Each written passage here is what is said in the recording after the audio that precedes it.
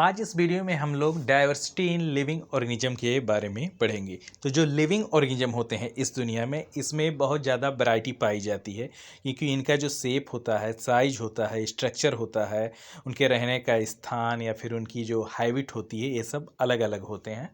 इसी को बायोडाइवर्सिटी कहते हैं। अब हम लोग जानते हैं कि क्लासिफिकेशन क्यों ज़रूरी है। क्लासिफिकेशन इसलिए ज़रूरी होता है कि बहुत सारे ऑर्गेनिज्म हैं जिनको स्टडी करना बहुत डिफ़िकल्ट होता है। क्लासिफिकेशन की सहायता से हम ऑर्गेनिज्म को इजीली आइडेंटिफाई कर सकते हैं और जान सकते हैं कि उनके बीच में कौन सी सिमिलरिटीज़ हैं या फिर कौन कौन से डिफरेंसेस हैं। उनके बारे में, उनकी उत्पत्ति के बारे में स्टडी करने के लिए क्लासिफिकेशन ज़रूरी होता है और इससे हम लोग ऑर्गेनिज्म को सिस्टमेटिक तरीके से ऑर्गेनाइज कर सकते हैं। अब हम लोग जानते हैं बेसिस ऑफ क्लासिफिकेशन के बारे में, यानी क्लासिफिकेशन का आधार क्या है। ऑर्गेनिजम्स को कई तरीक़ों से क्लासिफाई किया जाता है, जैसे सेल टाइप में देखें तो प्रोकैरियोटिक या फिर यूकैरियोटिक हो जाएगा। बॉडी ऑर्गेनाइजेशन के आधार पे यूनिसेलुलर होंगे या फिर मल्टी सेलुलर होंगे। प्रेजेंस ऑफ न्यूक्लियस, यानी किसी में न्यूक्लियस पाया जाएगा तो किसी में न्यूक्लियस नहीं पाया जाएगा। और मोड ऑफ न्यूट्रिशन के बारे में, यानी कौन से ऑटोट्रॉपिक हैं, कौन से हेटेरोट्रॉपिक हैं। तो इन सब बेसिस पे ऑर्गेनिज्म को क्लासिफाई किया जाता है। अब हम लोग जानेंगे हायरार्ची ऑफ क्लासिफिकेशन, जो लीनियस सिस्टम था उसके बारे में। तो इसमें पहला था किंगडम, उसके बाद दूसरा फाइलम या डिवीजन था, उसके बाद क्लास था, फिर ऑर्डर था, उसके बाद फैमिली था, फिर जीनस था और लास्ट में सबसे स्पेसीज था। जो स्मॉलेस्ट यूनिट है वो स्पेसीज है। अब जानते हैं स्पेसीज के बारे में। तो ऐसे ग्रुप ऑफ ऑर्गेनिज्म जो इंटरब्रीड करते हैं और प्रोड्यूस करते हैं फर्टाइल ऑफस्प्रिंग को, उनको स्पेसीज कहते हैं। अब जानते हैं 5 किंगडम क्लासिफिकेशन के बारे में, जिसको आर.एच. बिटाकर ने दिया था। तो ये थे मोनेरा, प्रोटिस्टा, फंजाई, प्लांटे और एनिमलिया। अब जानते हैं किंगडम मोनेरा के बारे में। इसके कैरेक्टरिस्टिक हैं, ये प्रोकैरियोटिक ऑर्गेनिज्म होते हैं और इसमें न्यूक्लियस नहीं पाया जाता है, ना ही मेम्ब्रेन बाउंड ऑर्गेनेल्स इसमें होते हैं। ये मोस्टली जो है यूनिसेलुलर होते हैं। ये या तो ऑटोट्रॉपिक होंगे या फिर हेटेरोट्रॉपिक होंगे और इनमें जो रिप्रोडक्शन होता है वो बाइनरी फ्यूजन से होता है। इनके एग्जाम्पल की बात करें तो इनका एग्जाम्पल होगा बैक्टीरिया, साइनोबैक्टीरिया या फिर ब्लू ग्रीन अलगी। अब जानते हैं किंगडम प्रोटिस्टा के बारे में, उसके कैरेक्टरिस्टिक्स के बारे में। किंगडम प्रोटिस्टा में ये यूकैरियोटिक होते हैं और यूनिसेलुलर होते हैं। इनमें वेल डिफाइंड न्यूक्लियस और ऑर्गेनेल्स पाए जाते हैं और ये पानी में रहते हैं।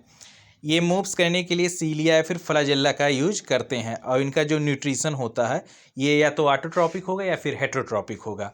इनके एग्जाम्पल की बात करें तो अमीबा होगा, पैरामीशियम होगा, यूग्लिना होगा, डायटम्स होगा, ये इसके एग्जाम्पल्स होंगे। अब जानते हैं किंगडम फंगी के बारे में।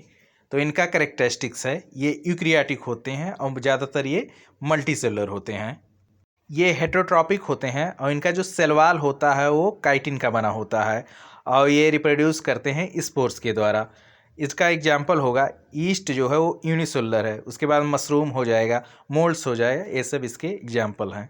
राइजोपस ये भी फंजाई का एग्जाम्पल है। अब जानते हैं किंगडम प्लांटे के बारे में। तो इसका कैरेक्टरिस्टिक्स होगा, ये यूकैरियोटिक होते हैं और मल्टीसेलुलर होते हैं। ये ऑटोट्रॉपिक होते हैं, यानी कि अपना जो खाना है ये लोग फोटोसिंथेसिस के माध्यम से बनाते हैं। इनका जो सेल वॉल होता है वो सेलुलोज का बना होता है और इसमें लार्ज वैरायटी जो हैं वो अलगी हैं, ब्रायोफाइट्स हैं, टेडोफाइट्स हैं, जिम्नोस्पर्म हैं, एंजियोस्पर्म हैं। अब जानते हैं प्लांट डिवीजन क्लासिफिकेशन के बारे में।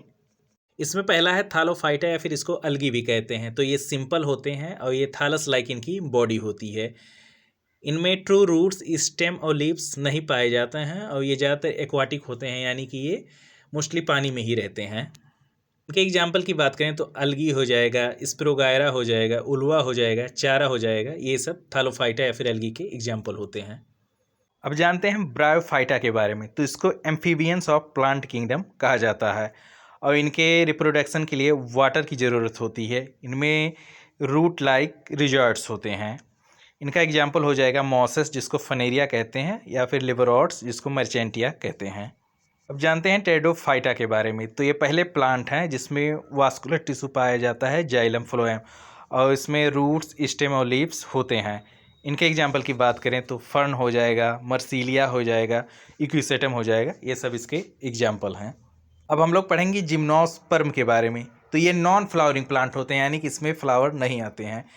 सीड प्रोड्यूस्ड इन कोन, जो सीड होते हैं वो कोन्स में प्रोड्यूस्ड होते हैं और सीड्स इनका नेकेड होता है। इसके एग्जाम्पल की बात करें तो पाइन हो जाएगा, साइकस हो जाएगा, सेडर हो जाएगा, ये सब जिम्नोस्पर्म के एग्जाम्पल हैं। अब जानते हैं एंजियोस्पर्म्स के बारे में। तो ये फ्लावरिंग प्लांट होते हैं, यानी कि ये फ्लावर देते हैं और इसमें जो सीड होता है वो फ्रूट से इनक्लोज्ड होता है और ये हाईली डेवलप्ड प्लांट होते हैं। इनके एग्जाम्पल की बात करें तो राइस हो जाएगा, मैंगो हो जाएगा, रोज हो जाएगा, मस्टर्ड हो जाएगा, ये सब इसके एग्जाम्पल हैं। हम लोग जानेंगे किंगडम एनिमलिया के बारे में, इनकी कैरेक्टरिस्टिक्स के बारे में। तो ये यूकैरियोटिक होते हैं और मल्टीसेलुलर होते हैं। ये हेट्रोट्रॉपिक होते हैं, यानी अपना खाना खुद नहीं बनाते हैं और इनमें सेल वॉल नहीं पाया जाता है।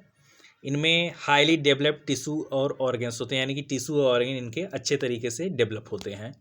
जो इनका नर्वस सिस्टम होता है तो ये कॉम्प्लेक्स होता है और एनिमल किंगडम को डिवाइड किया गया है इनवर्टिब्रेट्स और वर्टिब्रेट्स में। तो इनवर्टिब्रेट्स होते हैं जिनमें बैकबोन नहीं पाया जाता है। इनवर्टिब्रेट्स में पहला है पोरीफेरा। तो ये सिंपलेस्ट एनिमल होते हैं और इनकी बॉडी जो होती है वो पोरस बॉडी होती है, यानी इसमें छोटे छोटे छेद होते हैं और ये मोस्टली एक्वाटिक होते हैं, यानी कि ज़्यादातर ये पानी में पाए जाते हैं। इनके एग्जाम्पल की बात करें तो स्पॉन्जेस इनके एग्जाम्पल हो जाएंगे। अब जानते हैं सिलेंट्रेटा के बारे में।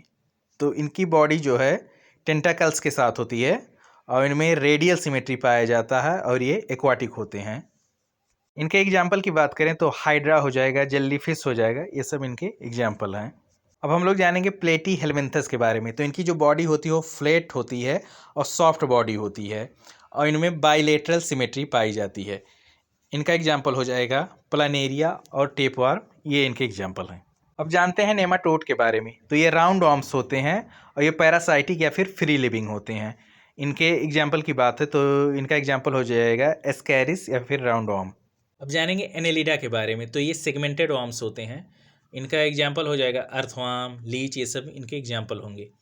इनके कैरेक्टरिस्टिक्स की बात करें तो इनकी बॉडी सेगमेंटेड होगी, इनमें ट्रू सीलम पाया जाएगा और organ system level of organisation पाए जाएंगे। अब जानते हैं आर्थ्रोपोडा के बारे में। तो ये लार्जेस्ट फाइलम है और इनका एग्जाम्पल होगा इंसेक्ट्स, स्पाइडर, प्रॉन, काकरोच, ये सब इसका एग्जाम्पल हो जाएगा। इनके कैरेक्टरिस्टिक्स की बात करें तो इनमें जॉइंटेड लेग्स पाए जाएंगे और इनका जो एक्सोस्केलेटन होगा वो काइटिन का बना होगा। इनकी बॉडी भी सेगमेंटेड बॉडी होगी। अब जानते हैं मोलस्का के बारे में। तो इनका एग्जाम्पल हो जाएगा स्नेल, ऑक्टोपस, मसल, ये सब मोलस्का के एग्जाम्पल होंगे और इनका कैरेक्टरिस्टिक होगा तो इनकी बॉडी सॉफ्ट होती है और इनमें सेगमेंट नहीं पाए जाते हैं, यानी बॉडी अनसेगमेंटेड होती है। ये हार्ड होते हैं और एक्सटर्नल या फिर इंटरनल सेल पाए जाते हैं। मूवमेंट के लिए इसमें मस्कुलर फुट होते हैं। अब हम लोग जानेंगे इकाइनोडर्माटा के बारे में। तो इनका एग्जाम्पल हो जाएगा स्टारफिश, सी अर्चिन, ये सब इनके एग्जाम्पल होंगे और इनके कैरेक्टरिस्टिक्स की बात करें तो ये मैराइन एनिमल होंगे, यानी ज़्यादातर ये समुद्र में पाए जाते हैं। इनकी जो स्किन होगी वो स्पाइनी होगी और इनमें रेडियल सिमेट्री अडल्ट में पाए जाएंगे। इनमें वाटर वास्कुलर सिस्टम पाया जाता है। तो अब जानते हैं कोर्डेटा के बारे में। ऐसे एनिमल जिनमें नोटोकॉर्ड पाए जाते हैं तो ये कोर्डेटा में आते हैं और इनके कैरेक्टरिस्टिक्स की बात करें तो इनमें नोटोकॉर्ड पाया जाएगा, डॉर्सल नर्व कॉर्ड पाए जाएंगे, इनमें गिल स्लिट्स पाए जाएगा और पोस्ट अनल टेल इनमें होते हैं। अब कॉर्डेट्स में क्या क्या आते हैं उनके बारे में जानते हैं। तो कॉर्डेट्स में पहला है पीसेस, यानी कि फिश, मछलियाँ। दूसरा इसमें है एम्फीबिया, उसके बाद रेप्टाइल्स हैं, उसके बाद एप्स यानी कि बर्ड्स, उसके बाद मैमल्स हैं। अब जानते हैं वर्टिब्रेट्स के बारे में। वर्टिब्रेट्स से ये सब फाइलम है कॉर्डेट्स का और इसमें पहला है पीसेस यानी कि मछलियाँ। तो मछलियाँ एक्वाटिक होती हैं, ये पानी में रहती हैं और इनमें सांस लेने के लिए गिल्स पाए जाते हैं और ये कोल्ड ब्लडेड होते हैं। इनको मूवमेंट करने के लिए इनमें फिन्स पाए जाते हैं। अब जानते हैं एम्फीबिया के बारे में। तो ये लैंड और वाटर दोनों जगह पे रहते हैं और इनकी जो स्किन होती है वो मॉइस्ट होती है और इनमें लंग और स्किन रेस्पिरेशन के लिए होते हैं। अब जानते हैं रेप्टाइल्स के बारे में। तो इनकी कैरेक्टरिस्टिक्स जो होती है तो ये ड्राई स्केली स्किन इनकी होती है और इनमें लंग्स प्रेजेंट होते हैं सांस लेने के लिए और ये भी कोल्ड ब्लडेड होते हैं, एनिमल हैं। अब जानेंगे एप्स यानी कि बर्ड्स के बारे में। तो इनमें फेदर्स प्रेजेंट होते हैं, यानी कि पंख, और ये वार्म ब्लडेड, इनका जो ब्लड होता है वो गर्म होता है और ये अंडे देते हैं और इनका जो बोन्स होता है हॉलो होता है जो फ्लाइट में मदद करता है। अब जानते हैं मैमेलिया के बारे में। तो ये भी वार्म ब्लडेड होते हैं और इनमें मेमोरी ग्लैंड पाई जाती है मिल्क प्रोड्यूस करने के लिए और ये ज़्यादातर अपने बच्चों को जन्म देते हैं और इनके बॉडी पर हेयर पाए जाते हैं। अब हम लोग जानेंगे बाइनोमियल नोमेनक्लेचर के बारे में। तो इसको डेवलप किया था कार्लस लिनियस ने। उन्होंने कहा था कि सभी ऑर्गेनिज्म के साइंटिफिक नेम होंगे जिसमें 2 वर्ड्स होंगे, पहला जीनस होगा, दूसरा स्पीसीज होगा। तो जीनस में जो पहला लेटर होगा वो कैपिटल होगा और स्पीसीज में सभी लेटर स्मॉल होंगे। तो हम लोग यहाँ पे देख सकते हैं एग्जाम्पल में ह्यूमन का एग्जाम्पल हो जाएगा होमो सेपियंस, हाउस फ्लाई का एग्जाम्पल होगा मूसा डोमेस्टिका। अब हम लोग जानेंगे क्लासिफिकेशन ज़रूरी क्यों है। तो क्लासिफिकेशन से जो ऑर्गेनिज्म की स्टडी होती है वो बहुत सिंपल हो जाती है, यानी कि आसान हो जाती है, और इससे ऑर्गेनिज्म के बीच में क्या रिलेशनशिप है उनको समझने में आसानी होती है। इससे इवोल्यूशनरी ट्रेंड्स, मतलब कहाँ से ऑर्गेनिज्म की उत्पत्ति हुई है, इन सब चीज़ों को स्टडी करने में बहुत आसानी होती है। नए ऑर्गेनिजम्स को पहचानने में, उनको आइडेंटिफाई करने में आसानी होती है, और ये ऐसा सिस्टम होता है कि इसको पूरी दुनिया में एक्सेप्ट किया जाता है। अब जानते हैं इवोल्यूशनरी हिस्ट्री के बारे में, यानी कि फाइलोजेनी के बारे में।